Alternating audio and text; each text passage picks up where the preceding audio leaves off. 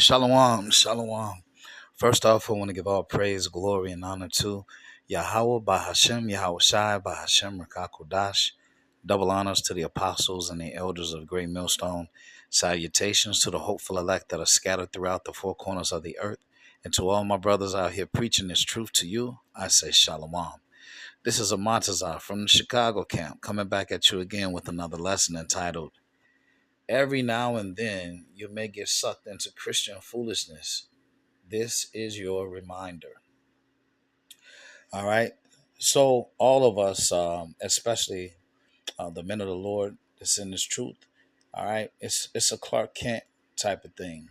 Clark Kent, and then when we're out here um, preaching and teaching, then, we do our thing. The Elder Monatazakba just did a video, all right, about a pilot, you know, who basically was he was letting his work know, trying to observe Shabbat days, all wrong and shit, and end up getting fired. And so now he's gonna have to go through some type of. It's obvious that he's got a lawsuit because it sounds like that the article that the elder read was basically from a lawyer. So it sounds like the article was to set the legal precedence for a very big wrongful termination lawsuit. That's what it sounds like. All right, but every now and then, in your business dealings, right, you might be dealing with some people who are Christians, and there's certain things gonna come out, and the wrong understanding gonna come out. All right, I had a situation myself just recently. All right, where you had some stupid Christians.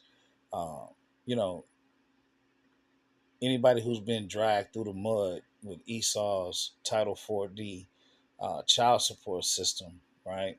Um, knows exactly what it feels like to be limited, okay, and to have your resources taken from you.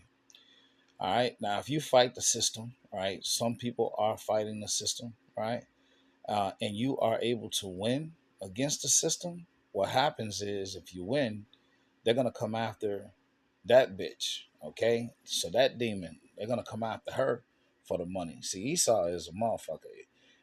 Esau will get the exact amount of um, the Title 4D judgment to put in his coffers. Okay, and he didn't got the money the whole time. Now, if you were able to win a settlement against him and get money back, he's gonna go after her for the funds. So I like the sound of that. All right, and so then I basically had uh, someone with the Christian persuasion.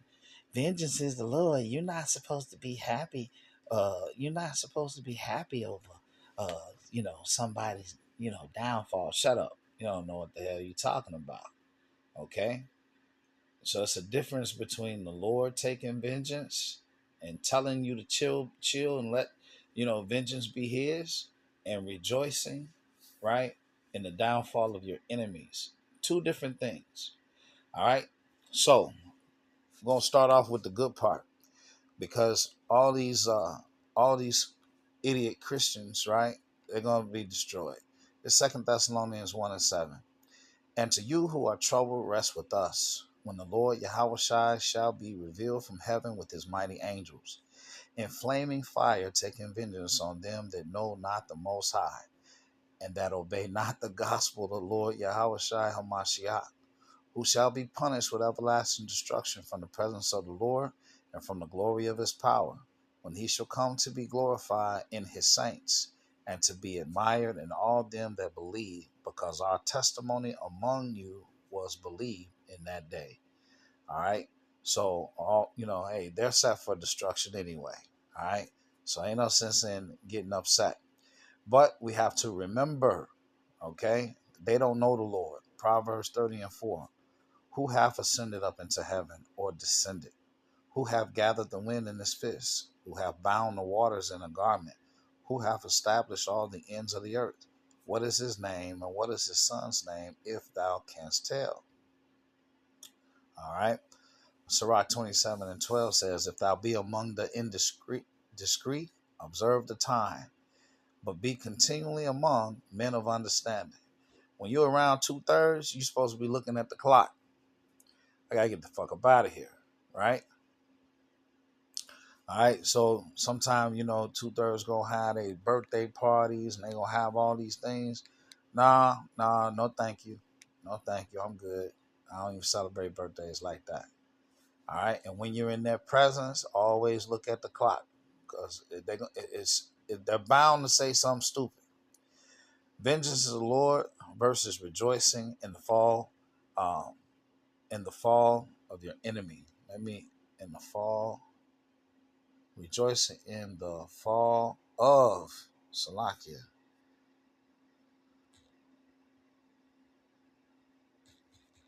in the fall of the enemy. Yeah, that's what I want.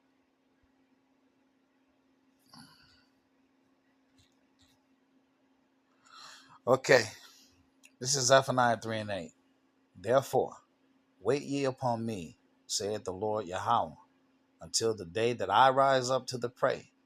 For my determination is to gather the nations, that I may assemble the kingdoms, to pour upon them mine indignation, okay, or righteous anger, even all my fierce anger, for all the earth shall be devoured with the fire of my jealousy. All right, so there is no Black Panther Party, okay? There is no uh, ISUPK training, okay? There is no Fight the Power. Um, I forgot the name of those. I forgot the name of the dancers. They was kind of like soldiers. The KS1s, SK1. I can't remember the name. Anyway, um, so there's nothing, okay, that we're gonna do to get us out this situation. We the worm.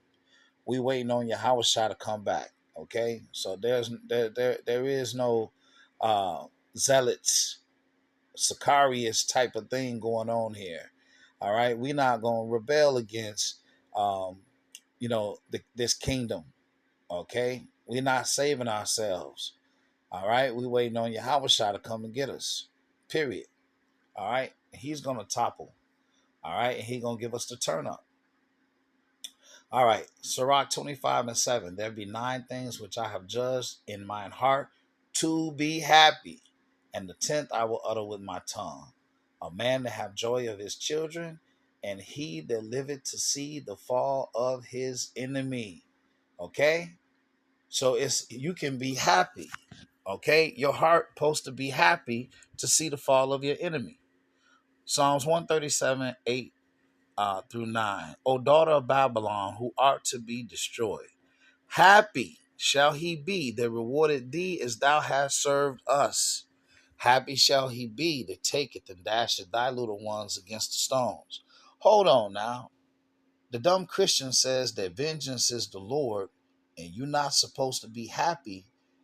Okay, you're not supposed to be happy when if the state comes after your ex-wife, okay, and gets the money, all the money that you gave her, okay, for years with child support. You're not supposed to be happy about that. But the Lord tells you you can be happy to smash Edomite babies against the stones like they did with us. You got to make it make sense, see, and that's why you dumbass Christians, especially you women, you need to shut up. Shut up. Stop talking. Stop talking. Stop trying to teach the word. Shut up. Okay? This is Psalms 58:10. The righteous shall rejoice when he seeth the vengeance. He shall wash his feet in the blood of the wicked. All right? So when the Lord takes vengeance upon these heathen, okay, we're going to rejoice in the blood of the wicked. That's just what it is. We're going to rejoice. We're going to be happy. All right? That's what it's all about. Okay, so again, let's see. 2 Thessalonians 1:6. seeing it is a righteous thing with the Most High to recompense tribulation to them that trouble you, right? It's a righteous thing. It's a good thing, all right? Not a wicked thing. It's a righteous thing, all right? That the Most High recompenses or pays back tribulation to them that trouble us, all right? We just had uh, the Kirk shooting, okay? So do you think he was troubling uh, Yasharala? Was he troubling the so-called blacks, Hispanics, and Native America when he was accusing us of being the problem and then got snuffed by his own people? This is Psalms 149 and 5 through 9. Let the saints be joyful in glory. Let them sing aloud upon their beds. Let the high praises of the Most High be in their mouth and a two-edged sword in their hand to execute vengeance upon the heathen and punishments upon the people, to bind their kings with chains and their nobles with fetters of iron, to execute upon them the judgment written. This honor have all his saints. Praise ye Yahweh. Okay? So we praise the Lord. We're going to be joyful of the honor, okay? To have a two-edged sword in our hand and execute vengeance upon the heathen. You see, Christians, they just always get it wrong, all right? And you know what? I got to do a lesson because I want Vocab Malone, okay? I wonder what his take is on Kirk's death, because the Lord, see, that's judgment of the Lord. I want to know if Vocab thinks that's the judgment of the Lord, because he could be next. So that's that. You know, yeah. Lord willing, I'm gonna do a lesson on that. Vocab. Let's see what Vocab. How much more fucking talking he gonna do? 1 Corinthians 2:11. For what man knoweth the things of man, save the spirit of man which is in him?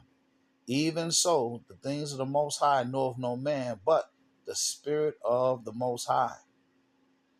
Now we have received not the spirit of the world, but the Spirit which is of the Most High, that we might know the things that are freely given to us of the Most High, which things also we speak, not in the word which man's wisdom teacheth, but with the Holy Spirit teaching, comparing spiritual things with spiritual. And that spiritual things with spiritual things, precept upon precept. But the natural man receiveth not the things of the Spirit of the Most High, for they are foolishness unto him, neither can he know them, because they are spiritually discerned. Okay, so let me real quick, let me go right here. Um, what is that? John, I want to say, is it 17?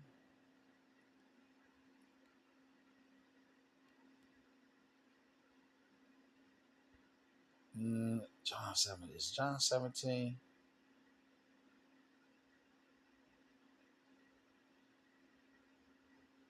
Uh, no, let me see. Spirit of truth.